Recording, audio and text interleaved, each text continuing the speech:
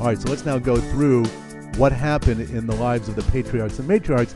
I'm not going to go through all the detail. I just want to point out main markers just as we start to organize our understanding. We'll have other videos which we'll spend more time on each one of the couples here. Okay, here goes.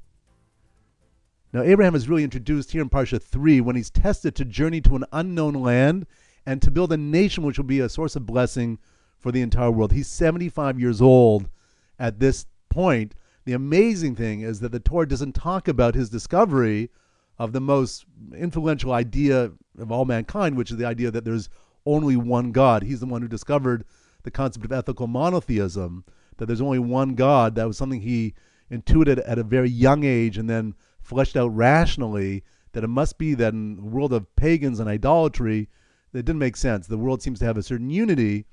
And then at the age of 75, God then commands him to leave everything behind that he knows and to build this nation which will be a source of blessing. And he starts his journey. Now he's going to go through 10 major tests. In Parsha 4, one of the major and final tests is he's tested to sacrifice his son Isaac, who's born from Sarah. Now there's another son, Ishmael, that was born to Abraham a little bit earlier by a woman named Hagar. But we're going to focus on Isaac, who's our the one that we come from.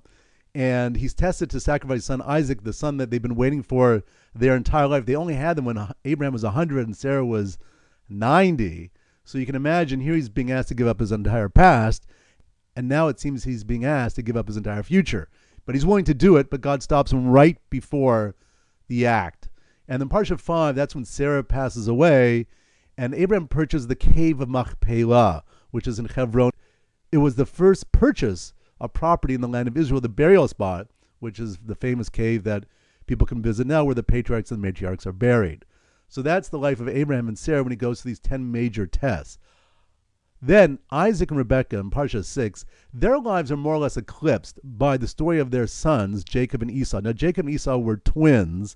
Esau was born all red and ruddy and hairy. Jacob is smooth skin, came out second holding his heel. And that's why he's called Jacob. Jacob in Hebrew, Akev means a heel. He was holding onto the heel of Esau. And they are born. And throughout this Parsha of 6, there's conflict between them as they start to grow. Jacob purchases the birthright that Esau has as being the one who was first born for a bowl of soup. When Esau comes in from a hunt, he just sells it for a bowl of soup. And later on, as Isaac, he becomes blind, and in his older age, he's going to give a blessing to Esau, who he believes is the son that should carry on the leadership of the spiritual dynasty of the Jewish people.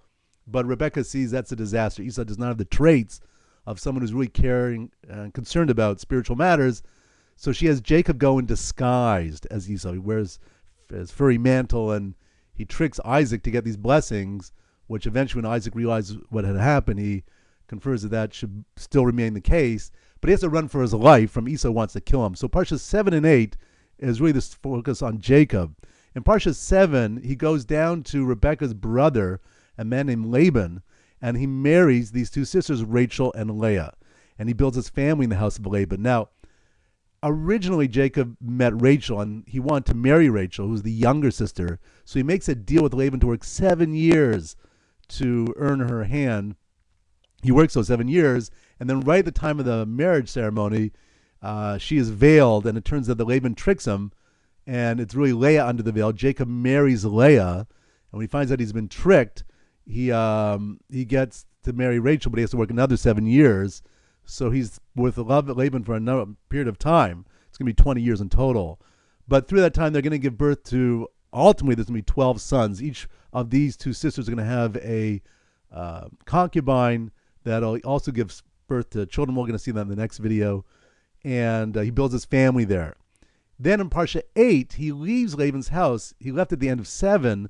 But in Parsha 8, he ends up making peace with Esau. Now, Esau was actually coming to kill Jacob. He's still furious about losing the blessings and so on. Jacob ends up making peace with him. And the night before meeting up with Esau, he struggles with this angel, mysterious force, and he struggles through the night. And through that whole experience, the angel ends up naming him Israel. And that's where Israel comes from. Israel comes from that struggle with this angel, where he says, you've struggled with God and spiritual forces that have prevailed.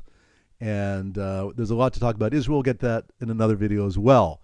But at this point, once Jacob makes peace with Esau, we really are going to be at a transition point, because Joseph and his brothers are now going to take Jacob, who's now Israel, and they're going to become the children of Israel, or what's known in Hebrew as Bnei Yisrael. And they're going to start to build a family of 12 individuals with 12 different character traits, which are going to be the fabric of which the Jewish nation is going to be built up as we go through the land of Egypt. But we're going to get to them in the next video. Okay, so let's do a review of what we've done so far of the patriarchs and the matriarchs. And again, I want to point out there's a lot more, but I want this to be the building blocks, because I want this to be the way I think it'll be most effective ultimately for you. So 3, 4, 5 is the life of Abraham and Sarah. That's when he's tested to leave to an unknown land and build a nation. Parsha 4, he's tested to sacrifice his son Isaac. There's a lot more that happens in these parshas, but just to bookmark this event, I think is important. In Parsha 5, Sarah dies. The cave of Machpelah is purchased. And I'll point out that Rebekah was found for Isaac in this parsha. Parsha 6, the life of Isaac and Rebekah, but the focus is very much on Jacob and Esau, who are born. And then later on, Jacob gets the blessings from Isaac and has to run for his life. 7 and 8, the life of Jacob, who marries Rachel and Leah, the two sisters. In 7, he marries and builds his family in the house of Laban for the most part. And Parsha 8, that's when Jacob makes peace with Esau, and through the struggle the night before, he ends up being named Israel, which is a major turning point in Jewish history. Great, so that's the review. In the next video, we're going to focus on Joseph and the brothers, and we're going to focus on a major conflict, which is going to be a source of conflict, unfortunately, throughout Jewish history, but its source is all back in Parshas 9 through 12. Great, see you at the next video.